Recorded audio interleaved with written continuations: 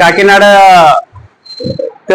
Kakinada MLC గారు వచ్చినారు, వాళ్ళకి ధన్యవాదాలు. రాజశేఖర్ గారికి కడప నుంచి అదే పనిగా మనకు పార్టీ ఆఫీస్ నుంచి నంద్యాలలో అపాయింట్ చేశారు.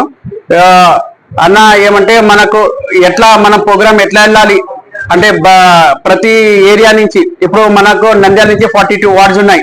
42 వార్డ్స్ లో మనకి ఎంత మంది జనాభా అంటే ఎట్లా మన ఎంత మంది ఇప్పుడు లీడర్స్ ఇప్పుడు మీ వార్డ్ ఇన్ఛార్జెస్ ఉన్నారు కాబట్టి ఇప్పుడు ఇదంతా మీ పైన ఉంది.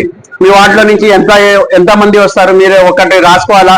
ఎవరికి ఏమంటే ఎవరికి ఇబ్బంది పడకుండా ఎవరు వస్తున్నారా మొత్తం వాళ్ళ డీటెయిల్స్ రాసుకొని ఎవరికి అంటే ఫుడ్ వెళ్ళే ట్రాన్స్పోర్ట్ కానీ అక్కడ అన్నం తినే కానీ మళ్ళీ వాళ్ళు మంచిగా రిటర్న్ వచ్చే మొత్తం మీ మీదనే ఉంటది.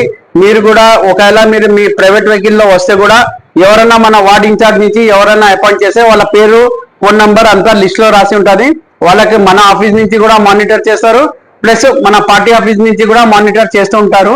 దానికోసం అక్కడ దిగితేనే అక్కడ మన అంటే నంద్యాల వాళ్ళు ఎక్కడ ఉండాలా, వాళ్ళకి భోజనాలు ఎక్కడ చేయాలా, మళ్ళీ వాళ్ళ మీటింగ్ ఎంత దూరం అంటే మనకు ట్రాన్స్పోర్ట్ కి దాని తర్వాత మీటింగ్ ప్లేస్ కి ఎక్కువ దూరం ఉండదు.